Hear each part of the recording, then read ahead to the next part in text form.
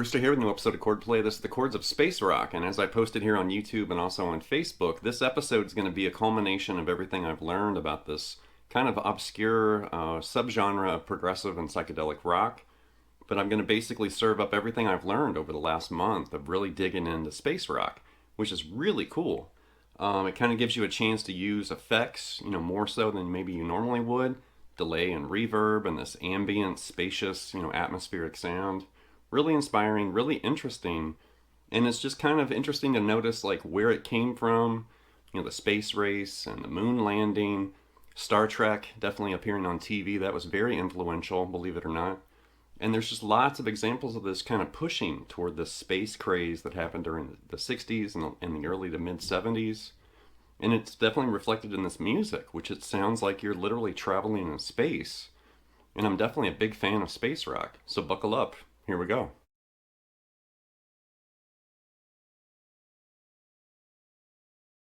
So there's definitely a timeline that explains where space rock came from. And as far as music and albums before the space rock craze, the year 1967 is very important because you have albums from people like the Beatles and Jimi Hendrix and Pink Floyd and the Moody Blues and Traffic and a whole bunch of people.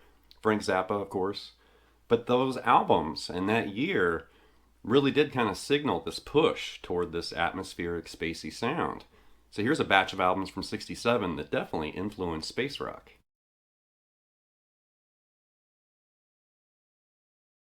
So next up I'm going to show two timelines. The first timeline is the space race timeline. And pay attention, like it starts somewhere around 1959 and then ends somewhere around 1975. And it's really interesting to notice like the space race timeline. And then we're going to basically compare that with the space rock timeline. So here's the space race timeline.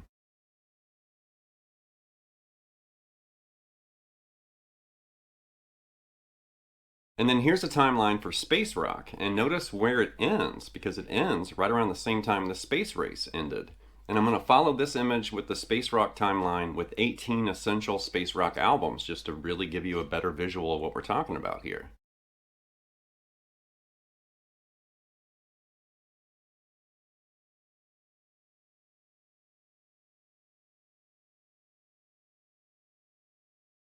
So the music and chord-based examples in this episode came from 6 space rock-related albums, and at first I was tempted to hit famous space rock songs from people like, David Bowie and the Beatles and Hendrix and Pink Floyd, but then I decided to focus on lesser-known, obscure artists, and I really did seek out songs and music and guitar parts that literally sounds like space, like traveling in space or floating in space, these huge ambient, parts, volume swells. We're going to do some slide guitar stuff, dreamy chords, and all kinds of stuff. So there's definitely a lot more where this came from, but here's the image with the 6 albums that I pulled music from.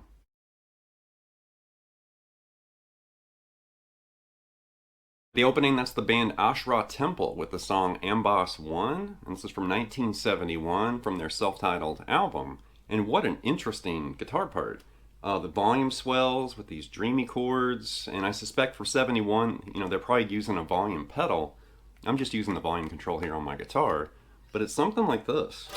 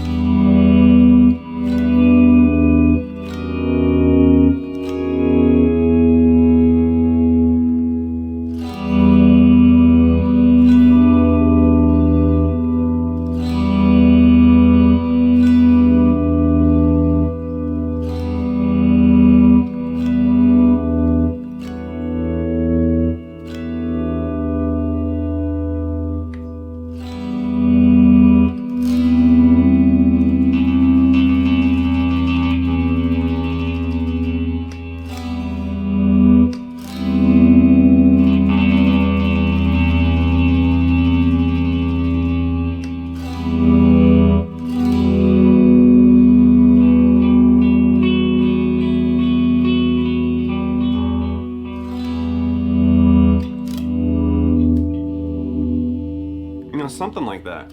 And we're basically starting with this E minor played like that. Really strum the bottom part of that chord, pretty loud and heavy, and then use your volume control and swell on your volume. Also notice I'm using tons of delay and reverb right there, like this. Like that. And it's huge. Like that. But then I'm using that volume swell and just doing this. So you kind of swell it open and then swell it, shut. And then right there, just bar the 12th fret, and it's like an E minor 7. And sometimes that actually sounds like harmonics. I think sometimes they might play it as harmonics, but right there, the volume swell, and then do it again, volume swells. And do it again. And right there, you're going to basically move that down a fret like that. And then that's going to be an E major 13 sus4 sharp 11 if you think of it related to E right there. Right? So E major 13 sus2 sharp 11, and then move down to the 9th fret right there with that low E ringing. And that's just an E6 implied. So we got this.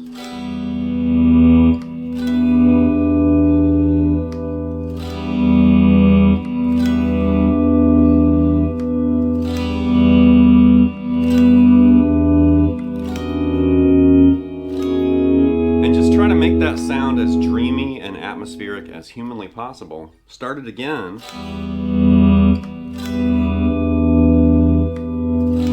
Like that.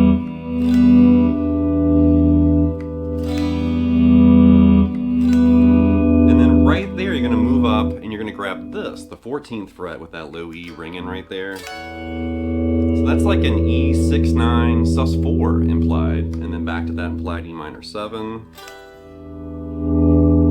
And then you start it again. Swell that E minor. And then you're going to move to this.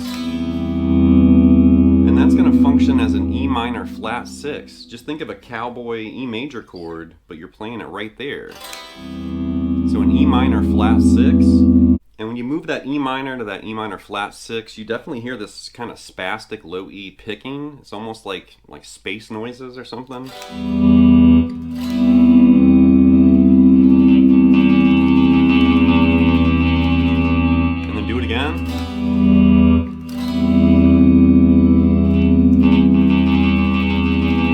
It's like uneven tremolo picking or something. And then you're going to do the E minor again, and then add this F sharp, and that's an E minor add 9 now. And I just kind of picked through it, and then ended with that E minor again, and then manipulated harmonics. Or whatever, kind of pushing the neck. But interesting guitar part, and I love the imagination and the spacey sound. And I just discovered that song a few days ago and was like, yes, this is what I'm looking for. Totally, space rock. During my space rock travels, I've discovered some things. And one thing is the song Space Oddity from David Bowie is essential. You have to remember that song came out in 1969, the same year, we landed on the moon. So that song just blew up and definitely sparked inspiration and influenced lots of musicians. And Space Oddity is interesting because you've got that F major 7 over E, and you have to really listen to it carefully because you'll hear it's F major 7, but there's an E root note, right? And then E minor, right? And so that progression actually influenced lots of space rock that came after Space Oddity. But there's Bowie's, F major 7 over E to E minor, right? He did it again in Starman, and he did this, which that's like a B flat sharp 11 over E. And then in Starman, he went to that F major 7 over E again. So if you listen really carefully to those songs, you can hear that kind of, dissonant low E ringing against those chords. And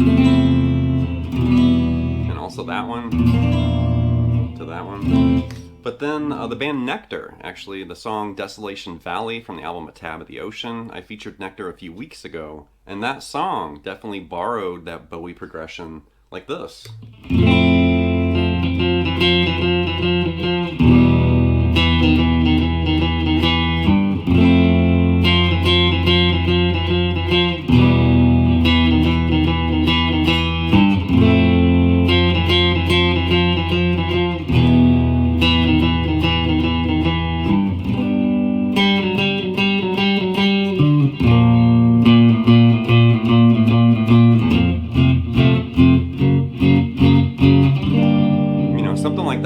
to that F major 7, and then we're basically moving from that F to E note, and then E minor, and you're moving from that E to D sharp, and then end on that low G, and then do it again.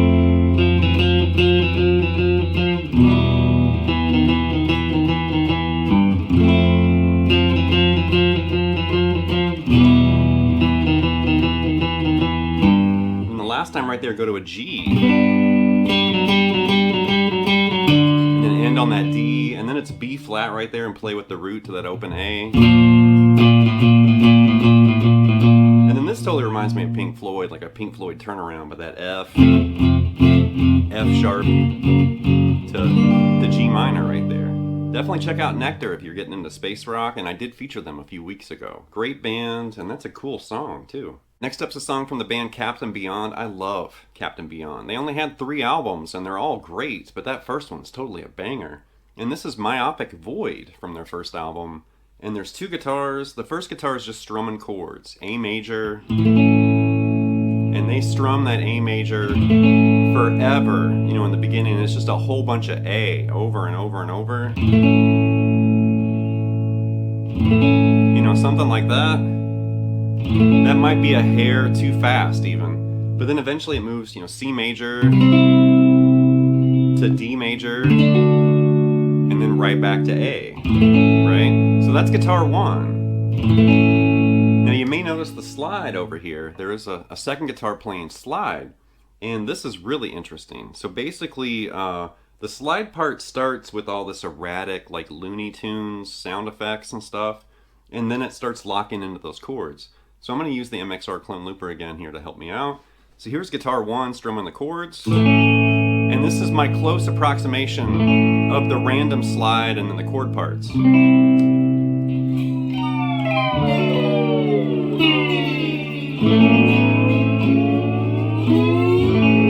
Just think Looney Tunes for that first part. Just sliding around like crazy. And then eventually you hear it move into this.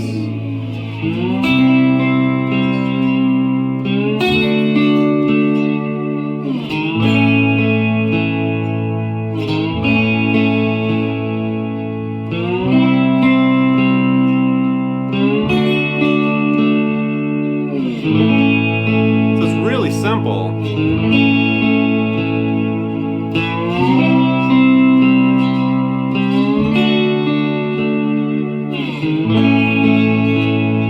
Literally just spelling out those triads with the slide into that C, you know, that E note from that G, real lazy. You know, there's the C, then the D, and then down to that A.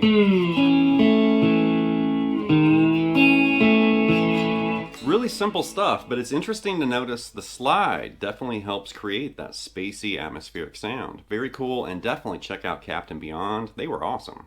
Next up's the song Yeti. This is from the band Amon Düül II, and this is from the album Yeti from 1970. And honestly, I wasn't familiar with this until the last month of digging around in all the space rock. And this is really cool, very atmospheric and very inventive, like this.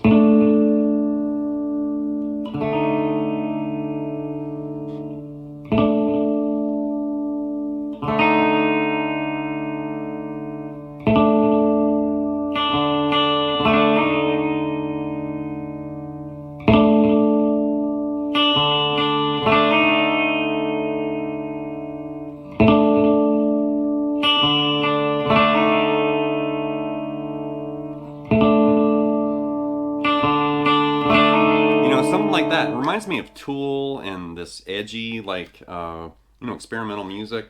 So right there, we're starting with this A and D harmonic, and let that ring. And then you hear that. So that's like a D add flat 9, because we're playing D, A, and that E flat right there. Talk about edge of your seat or edge of the universe kind of sound. That's really cool. Very dark. And then you just do a few rounds of that. And then you hear the harmonic, and then it's like a D5. And it's just really the D octave right there. And And then you basically strum that D5 and then hammer on to that E flat, like that. Really cool. And it does, several rounds of that. And there's other stuff happening. There's some sound effects and wind effects or whatever. But that starts that song. It definitely mutates and changes after a while. But that's very interesting and very different. It's like, who thought to, put that together? Really cool. Okay, last but not least is a song from the band Grobschnitt. And this is the song Solar Music II from their live album Solar Music Live from 1978.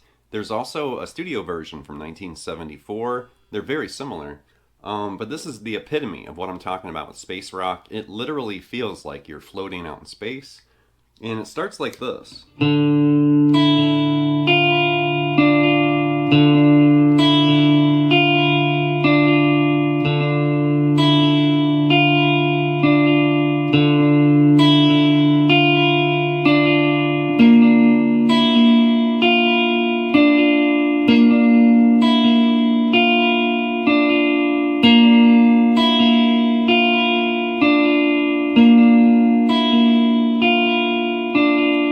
Going like really slow. Actually, that might be a little bit too fast, believe it or not. But that's D minor add 9 for that first chord, and we're just arpeggiating through it really slow like that. So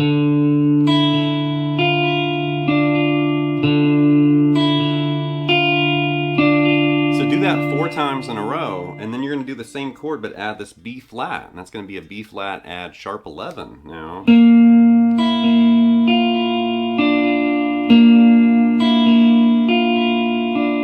Repeat that 4 times, right? So I'm going to use the MXR clone looper to kind of help me out, because that's the first guitar part and it establishes that part, and then a second guitar comes in with these volume swells, and this is so cool. So here's guitar 1. I'm going to try to recreate Grobschnitt like this.